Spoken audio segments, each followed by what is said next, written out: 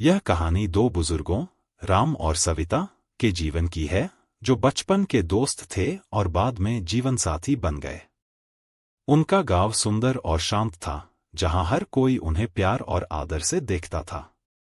उनकी शादी को 50 साल हो चुके थे, लेकिन उनके बीच का प्रेम और समझदारी समय के साथ और भी मजबूत हो गई थी। राम और सविता की दिनचर्या बहुत सरल थी। हर सुबह राम उठते, चाय बनाते और दोनों बगीचे में बैठकर चाय पीते। राम अक्सर हंसी में कहते, सविता, मैं तुझसे पहले उठा करता था और आज भी तुझसे पहले उठता हूं। सविता हंसते हुए कहती, हाँ, पर चाय में चीनी कम डालनी चाहिए थी।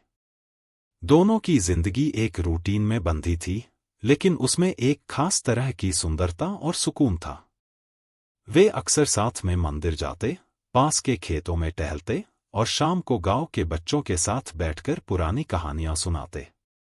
राम को बगीचे में काम करना बहुत पसंद था, जबकि सविता को घर के अंदर सजावट और कढ़ाई बुनाई में आनंद आता था।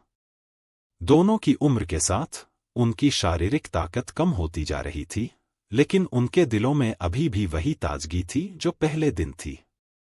एक दिन सविता की तबीयत कुछ खराब हो गई। राम को यह देख बहुत चिंता हुई। वे पूरे दिन उसके पास बैठे रहे, उसे आराम करने के लिए कहते रहे और खुद ही घर का सारा काम संभाल लिया।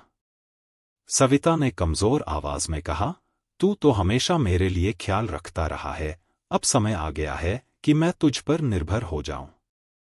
राम ने उसके हाथों को पकड़कर कहा, जब हमने जिंदगी भर एक दूसरे का साथ निभाने का वादा किया था, तो यह वक्त भी उसी का हिस्सा है।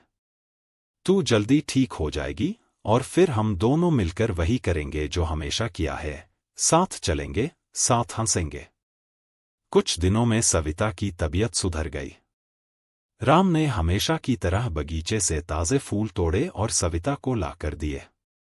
उन्होंने हंसते हुए कहा, ये फूल तुझे उतनी ही खुशबू देंगे जितनी तू मेरे जीवन में लाती है। वो दोनों जानते थे कि उनकी जिंदगी की शाम ढल रही है, पर उनके बीच का प्यार और देखभाल कभी कम नहीं होगी। उनके जीवन की सरलता और एक दूसरे के प्रति निस्वार्थ प्रेम ने यह साबित कर दिया कि असली खुशी छोटे पलों में होती है। वृद्धावस्था में भी राम और सविता ने अपने प्यार और साथ को कभी कमजोर नहीं होने दिया।